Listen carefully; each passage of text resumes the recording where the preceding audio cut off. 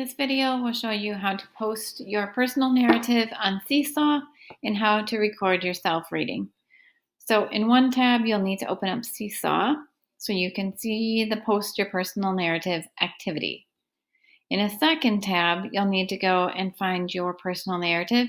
If you don't have another tab open, hit the plus button and type in your personal narrative may be near to the beginning or in the list here, but because I have been doing a lot of other things, personal narrative and my last name, I will find mine and have that open on a separate tab.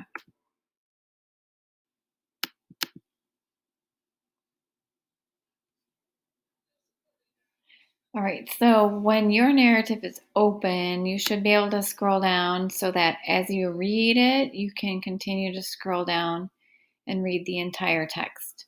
The problem with Seesaw is you won't be able to do that. So we need to have both tabs open, and we're going to have to move back and forth between the two, right? If you have your personal narrative open in one tab, we're going to click back on that Seesaw and find the assignment.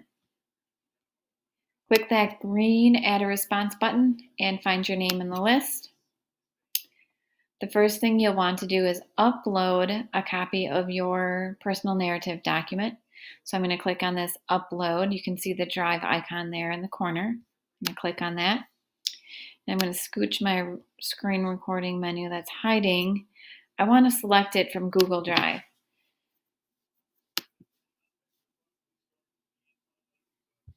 And because I had mine opened recently, it should be nearby. If you don't see yours, let's find our personal narrative and our last name.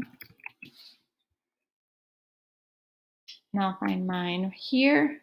Once I've clicked on it, you can see the bottom bar turns blue. I'm going to click on the select button here, hidden again. And it will upload your personal narrative. So there's a copy of it in Seesaw.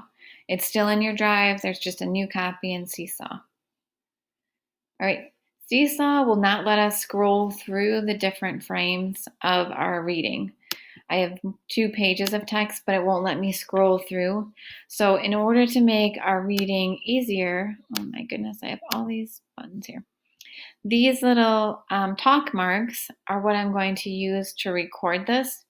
But once I click those, I'm actually going to switch to my personal narrative on the other tab so I can see all of the text. Here's what I mean. I'm in Seesaw. I'm going to click on those talk marks for me to add a voice caption. All right, and I'm going to click the microphone, add a voice caption, and it's going to say I'm recording.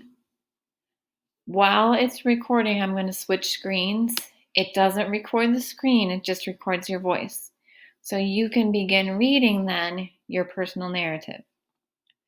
Responsible or Not by Miss Schneider. If you have ever been to the movies by yourself, you know that it'd be a little overwhelming. I was supposed to take my sister with me to see Swiss Family Robinson, but I learned that I wasn't up for the task. You can see by looking at my draft, this one was not completed, but I'm going to read through and I can scroll down all the way to the end of my story.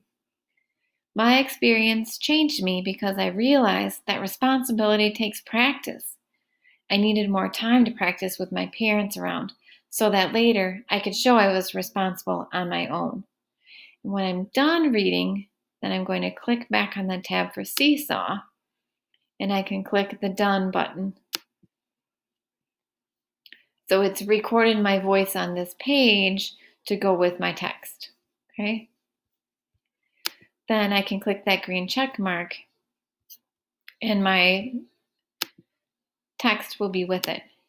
And it's going to say I'm recording.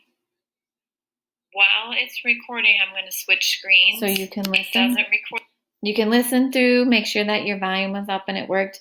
If it all looks good, that your caption, your voice caption works, you've got your text here, you can click that green checkbox and it will be posted on your personal narrative on Seesaw. right? If you have questions, please let me know. Otherwise, we're good to go. And I'm going to stop my screen.